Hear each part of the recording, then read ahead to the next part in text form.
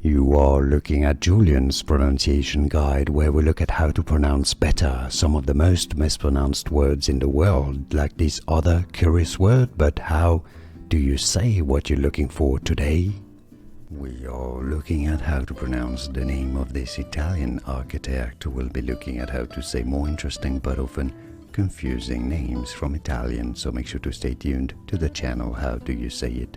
For reference, in Italian, it is said as Filippo Brunelleschi.